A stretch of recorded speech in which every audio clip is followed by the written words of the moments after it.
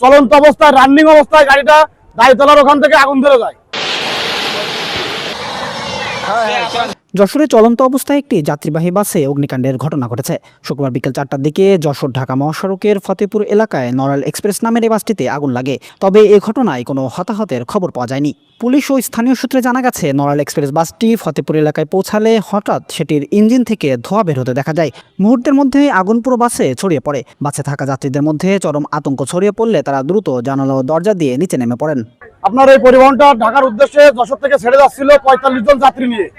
চলন্ত অবস্থায় ফতেপুর নামক স্থানে, ঘটনাস্থলে গাড়িটা চলন্ত অবস্থায় রানিং অবস্থায় গাড়িটা দাঁড়িতলার ওখান থেকে আগুন ধরে যায়।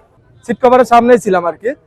এখন মূলত গাড়িটা আপনার ঢাকা থেকে ব্যাক করছে। ব্যাক করার পর ড্রাইভার বললো যে মেন হাওয়াটা হচ্ছে না, ভিতর থেকে সমস্যা হয়েছে, আপনার গাড়িটা গ্যারেজে নিতে হবে, এই অবস্থায় গাড়ি নিয়ে যাবে না। কিন্তু কাউন্টারে যারা লোকজন ছিল তারা ড্রাইভারের কথা শুনে নাই। তারা একটা হাতুড়ি মিস্ত্রি এনে পাইপ সুপারগুলো আটাতে লাগাই, বললো যাও চলে যাও, কোনো সমস্যা হবে না। আমরা দেখা যাচ্ছে যে আসার সময় প্রায় আপনার আসতে আসতে আবার হঠাৎ করে দেখা যাচ্ছে হাওয়া কমে গেছে গাড়ি গেলে। এখন ড্রাইভার বললো যে গাড়ি তো হাওয়া দাঁড়ান।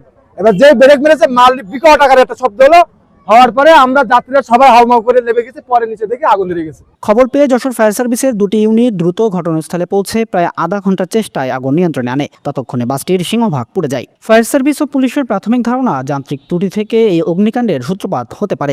জনগণের উৎসুক জনতা আমাদের পরে একটু বিতৃষ্ণা মতন আমাদের পরে ঝাঁপিয়ে পড়ে, কিন্তু আমরা তাও পরোক্ষ না করে আমরা সঙ্গে সঙ্গে আমরা আগুনে নির্বাপনে ব্যস্ত হই। এখন আমরা আগুন নির্বাপন করে সমস্ত গাড়িটা এখন পুরোটাই আমরা আগুন নির্বাপনে আমাদের নিয়ে চলে আসছি। এখন পুরোটা নির্বাপন শেষ। আমরা শুনছি এখানে চলন্ত অবস্থায় গাড়িতে আগুন লাগছে ইঞ্জিনে, এটাই আমরা শুনছি। পরে আমরা এটা শুনছি যে চলন্ত অবস্থায় গাড়িতে আগুন লাগছে নড়াইল এক্সপ্রেস। তবে বাসের ভেতরে থাকা মালামালের ক্ষয়ক্ষতি হলেও কোনো যাত্রী অগ্নিদগ্ধ বা গুরুতর আহত হননি।